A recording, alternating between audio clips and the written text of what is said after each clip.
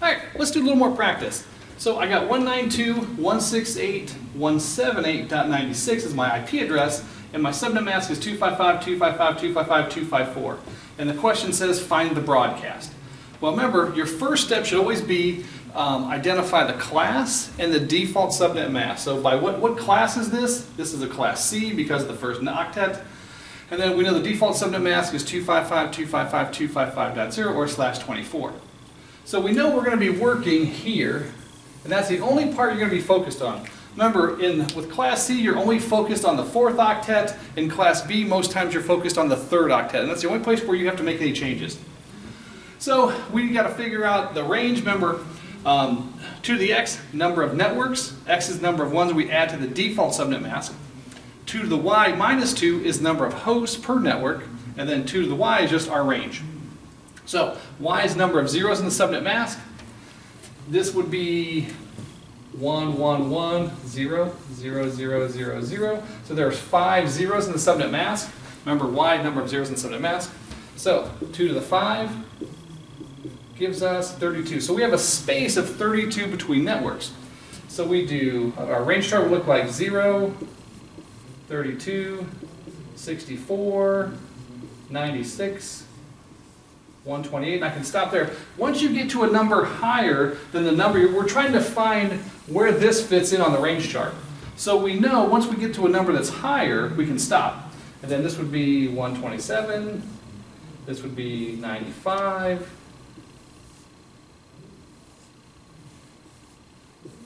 then we just add 1, subtract, we add 1 to here, so this would be 97, subtract 1 from here, 126. So if they want the broadcast, obviously remember, this is the ID. Remember, Cisco will call this a bunch of different names. Sometimes they call it the subnet ID, sometimes they call it the network number, sometimes they call it the network ID. So this column gets a lot of different names. This is the usable, what you can actually use, and then this is the broadcast. So the answer to this would be 192.168.178.127 would be the broadcast. If this was my IP address, this is the network that I would send to everybody, all hosts on my network. All right, let's work another one. All right, again, let's do a little more practice. So remember, it's always 2 to the x. X is the number of ones that are added to the default subnet mask, and that gives us the number of networks that we need. 2 to the y, y is the number of zeros in the subnet mask, and that gives us the number of hosts per network, and then just 2 to the y by itself gives us the range or the space between networks. So in this case, here's the problem, 192.168.24.0, and they tell you we need 5 networks. What would those networks be? Or they'll give you something like, what's the, let's say, 3rd usable of the 3rd. So what's the 3rd usable IP address of the 3rd network? So we know, again, make sure you do the steps. So step 1, what class and default subnet mask is this?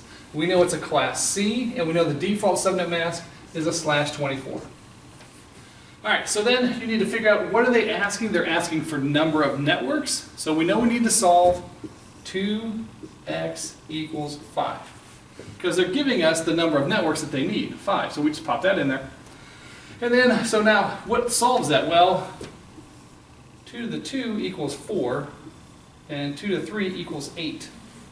So if I owe you $5 and I give you $4, you're not going to be happy. If I owe you $5 and I give you $8, you're going to be happy. So we need to make the thing happy. So we're going to do 2 to the 3 and get 8.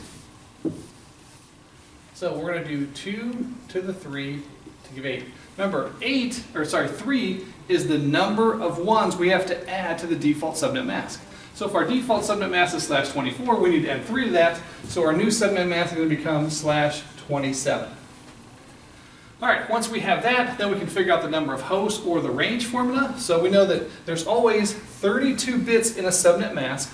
And if we subtract 27, because we know 27 of them are ones, we get 5. So there's going to be 5 zeros in the subnet mask. Remember, there's always 32 bits in a subnet mask. The slash notation tells you how many of them are ones. The rest have to be zeros because you can only have ones and zeros in a binary. So our new formula is 2 to the 5 minus 2, which is 32.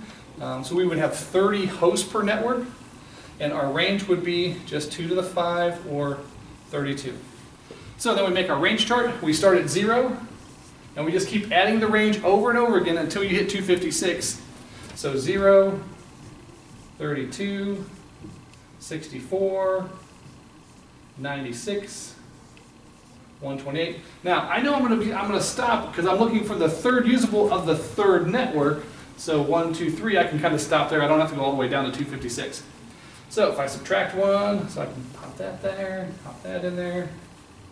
127, 65. Oop, no, I'm sorry, 96, 95. Wow, just gotta quit sniffing all these markers. 63. All right, did I miss one somewhere? No, that's good. All right, so doot, doot.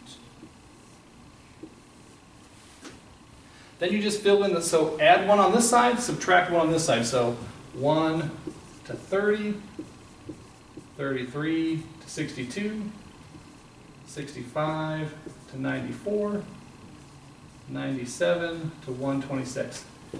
So the third network, 1, 2, 3, the third usable will be 65, 66, 67.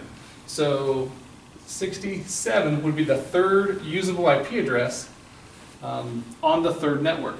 Now with Cisco, you have to be careful because sometimes they tell you network 0, or they'll say network number 1. The network ID always starts out at 0. So this is network ID number 0, and then network number 1, network number 2. But this is the first network and the second network. Network number 0, network number 1, first, second. And that's where it gets really confusing because they will ask that question multiple different ways, and you've really got to pay attention to what they're asking. So subnet number 1 is 0, or subnet 0, subnet 1, subnet 2, subnet 3, or network number 1, or I'm sorry, first network, second network, third network. Again, it's even confusing for us instructors. So again, make sure you follow the steps. Very first thing, come up with find the class, and then figure out the default subnet mask. Then, that's first step. Second step, figure out what they're asking for. Am I going to have to make a range chart? Or are they just asking for the number of networks, the number of hosts? Because in that case, I can just use these. Once you figure out what they're asking, then just apply the correct formula, and you're all set. All right, so a bit more practice. So 192.168.164.176. Subnet mask of 255, 255, 255, 248, and they want to know that if this is my IP address, what would be the last usable IP address on my network? So again, same steps. First step, what's the class and what's the default subnet mask?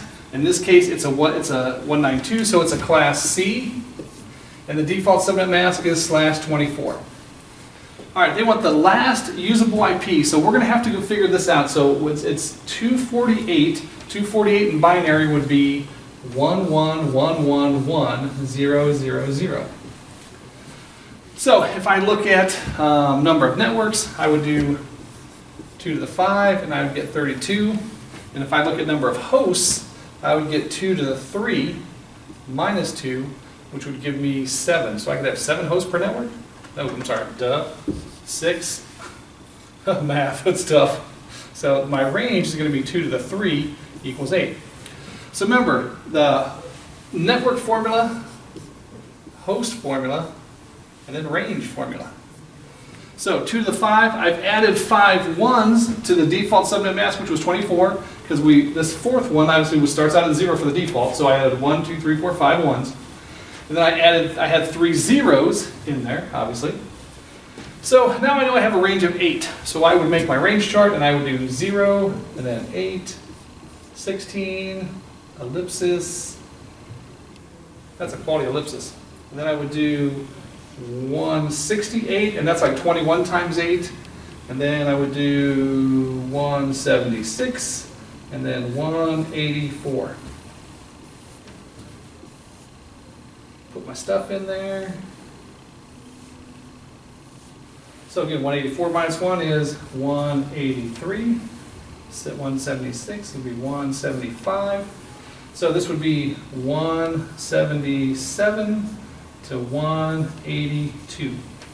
So remember, we're trying to find 176, so they give us the subnet ID. Most of the time in these questions, they actually give you a number that fits in this column here, in the range, the subnet ID column, not the usable or the broadcast. So if I had 192.168.164.182, that would be my broadcast. Or I'm sorry, the last usable IP address. Remember, this stuff here is the usable range. So 177 to 182, which is my usable.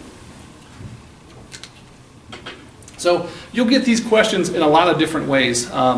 Sometimes they ask you, the first usable, the last usable, the third usable, or what's my subnet ID, or what's my broadcast. And again, 9 times out of 10, you're going to have to go to this range formula, and you're going to have to start figuring this stuff out with the range chart.